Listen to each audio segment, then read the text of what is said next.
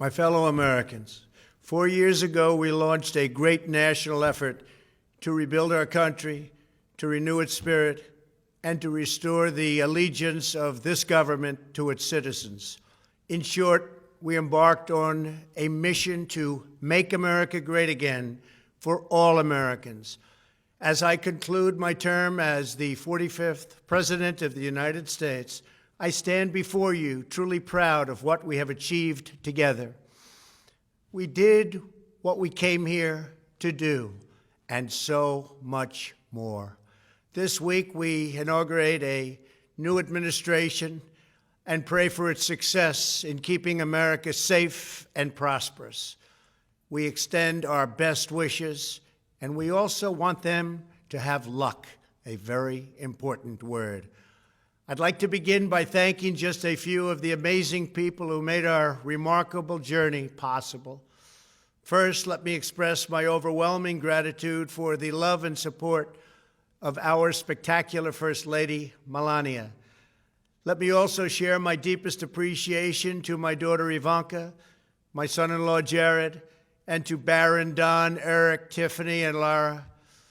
You fill my world with light and with joy. I also want to thank Vice President Mike Pence, his wonderful wife Karen, and the entire Pence family. Thank you as well to my Chief of Staff, Mark Meadows, the dedicated members of the White House staff, and the Cabinet, and all of the incredible people across our administration who poured out their heart and soul to fight for America. I also want to take a moment to thank a truly exceptional group of people, the United States Secret Service. My family and I will forever be in your debt. My profound gratitude as well to everyone in the White House Military Office, the teams of Marine One and Air Force One, every member of the armed forces, and state and local law enforcement all across our country. Most of all, I want to thank the American people. To serve as your president has been an honor beyond description. Thank you for this extraordinary privilege, and that's what it is, a great privilege and a great honor. We must never forget that while Americans will always have our disagreements, we are a nation of incredible, decent, faithful, and peace-loving citizens who all want our country to thrive and flourish and be very, very successful and good. We are a truly magnificent nation. All Americans were horrified by the assault on our Capitol. Political violence is an attack on everything we cherish as Americans. It can never be tolerated. Now more than ever, we must unify around our shared values and rise above the partisan rancor and forge our common destiny. 4 years ago, I came to Washington as the only true outsider ever to win the presidency. I had not spent my career as a politician, but as a builder looking at open skylines and imagining infinite possibilities. I ran for president because I knew there were towering new summits for America just waiting to be scaled. I knew the potential for our nation was boundless as long as we put America first. So I left behind my former life and stepped into a very difficult arena, but an arena nevertheless with all sorts of potential if properly done. America had given me so much, and I wanted to give something back. Together with millions of hardworking patriots across this land, we built the greatest political movement in the history of our country. We also built the greatest economy in the history of the world. It was about America first because we all wanted to make America great again. We restored the principle that a nation exists to serve its citizens. Our agenda was not about right or left. It wasn't about Republican or Democrat, but about the good of a nation, and that means the whole nation. With the support and prayers of the American people, we achieved more than anyone thought possible. Nobody thought we could even come close. We passed the largest package of tax cuts and reforms in American history. We slashed more job-killing regulations than any administration had ever done before.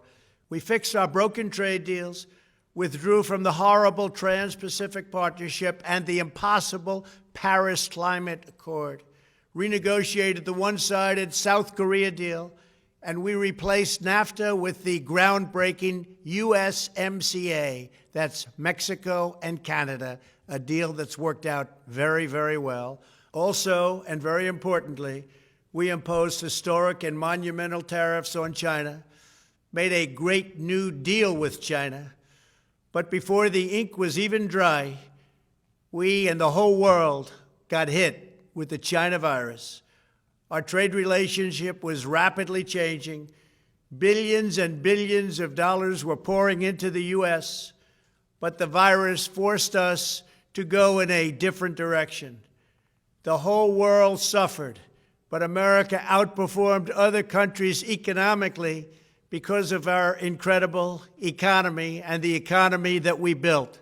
Without the foundations and footings, it wouldn't have worked out this way. We wouldn't have some of the best numbers we've ever had. We also unlocked our energy resources and became the world's #1 producer of oil and natural gas, by far. Powered by these policies, we built the greatest economy in the history of the world. We reignited America's job creation and achieved record low unemployment for African Americans, Hispanic Americans, Asian Americans, women, almost everyone. Income soared, wages boomed, the American dream was restored, and millions were lifted from poverty in just a few short years. It was a miracle. The stock market set one record after another, with 148 stock market highs during this short period of time, and boosted the retirements and pensions of hardworking citizens all across our nation. 401ks are at a level they've never been at before. We've never seen numbers like we've seen, and that's before the pandemic and after the pandemic. We rebuilt the American manufacturing base, opened up thousands of new factories, and brought back the beautiful phrase, "Made in the USA." To make life better for working families, we doubled the child tax credit and signed the largest ever expansion of funding for child care and development. We joined with the private sector to secure commitments to train more than 16 million American workers for the jobs of tomorrow. When our nation was hit with the terrible pandemic, we produced not one, but 2 vaccines with record-breaking speed, and more will quickly follow. They said it couldn't be done, but we did it. They called it a medical miracle, and that's what they're calling it right now, a medical miracle. Another administration would have taken 3, 4, 5, maybe even up to 10 years to develop a vaccine. We did it in 9 months. We grieve for every life lost, and we pledge in their memory to wipe out this horrible pandemic once and for all. When the virus took its brutal toll on the world's economy, we launched the fastest economic recovery our country has ever seen. We passed nearly $4 trillion in economic relief, saved or supported over 50 million jobs, and slashed the unemployment rate in half. These are numbers that our country has never seen before. We created choice and transparency in healthcare, stood up to Big Pharma in so many ways, but especially in our effort to get favored nations clauses added, which will give us the lowest prescription drug prices anywhere in the world. We passed VA choice, VA accountability, right to try, and landmark criminal justice reform. We confirmed 3 new justices of the United States Supreme Court. We appointed nearly 300 federal judges to interpret our Constitution as written. For years, the American people pleaded with Washington to finally secure the nation's borders. I am pleased to say we answered that plea and achieved the most secure border in U.S. history. We have given our brave border agents and heroic ICE officers the tools they need to do their jobs better than they have ever done before, and to enforce our laws and keep America safe. We proudly leave the next administration with the strongest and most robust border security measures ever put into place. This includes historic agreements with Mexico, Guatemala, Honduras, and El Salvador, along with more than 450 miles of powerful new wall. We restored American strength at home and American leadership abroad. The world respects us again. Please don't lose that respect. We reclaimed our sovereignty by standing up for America at the United Nations and withdrawing from the one-sided global deals that never served our interest. And NATO countries are now paying hundreds of billions of dollars more than when I arrived just a few years ago. It was very unfair. We were paying the cost for the world. Now the world is helping us. And perhaps most importantly of all, with nearly $3 trillion, we fully rebuilt the American military, all made in the USA. We launched the first new branch of the United States Armed Forces in 75 years, the Space Force. And last spring, I stood at Kennedy Space Center in Florida and watched as American astronauts returned to space on American rockets for the first time in many, many years. We revitalized our alliances and rallied the nations of the world to stand up to China like never before. We obliterated the ISIS caliphate and ended the wretched life of its founder and leader, al-Baghdadi. We stood up to the oppressive Iranian regime and killed the world's top terrorist, Iranian butcher Qasem Soleimani.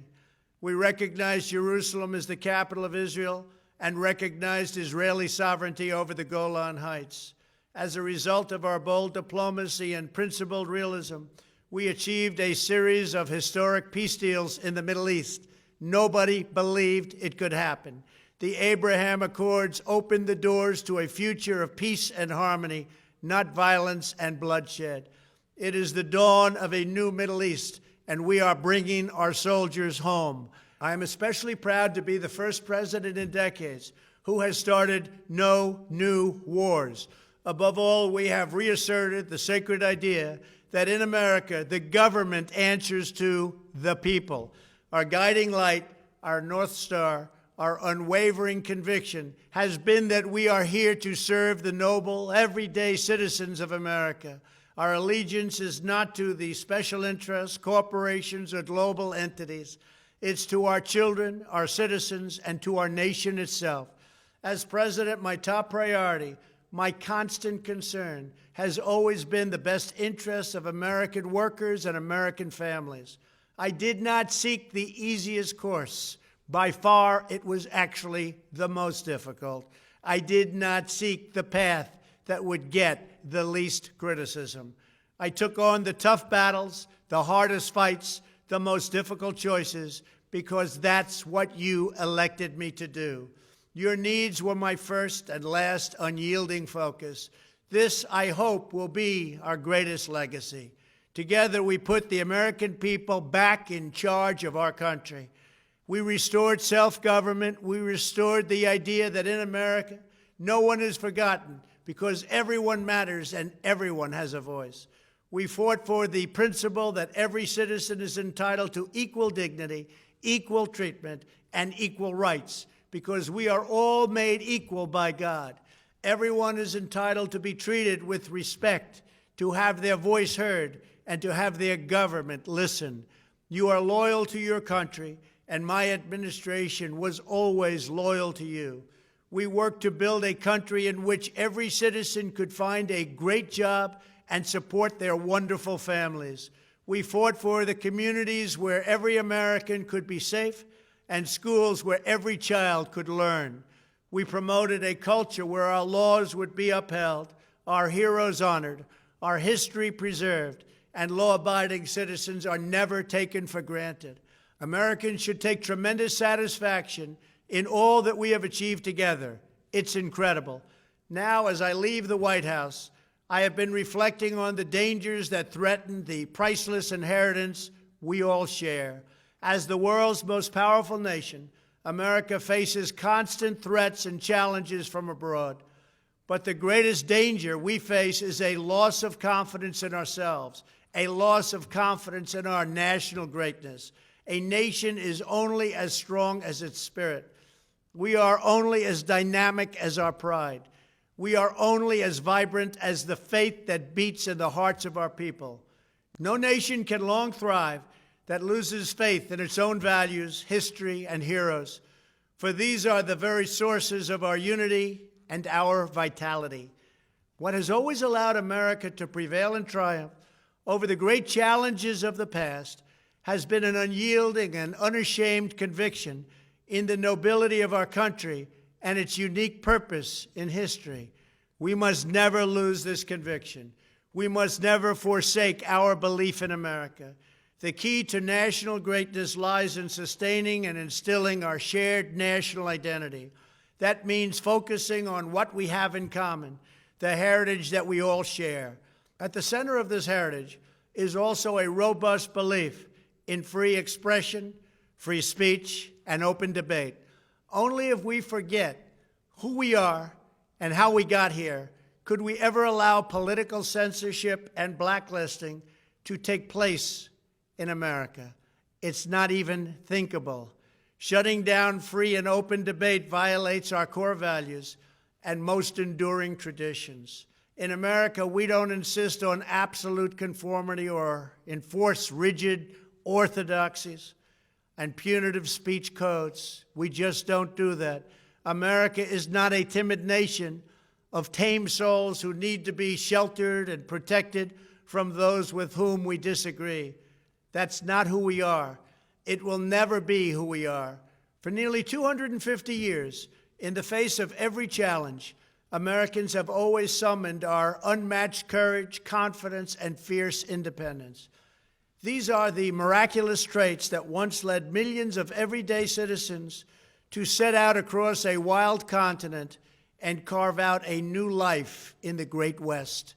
It was the same profound love of our God-given freedom that willed our soldiers into battle and our astronauts into space. As I think back on the past 4 years, one image rises in my mind above all others.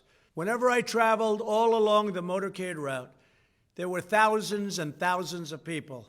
They came out with their families so that they could stand as we passed and proudly wave our great American flag. It never failed to deeply move me. I knew that they did not just come out to show their support of me.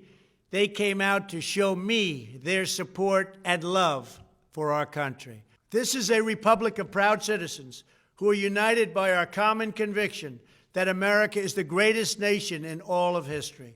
We are and must always be a land of hope, of light, and of glory to all the world.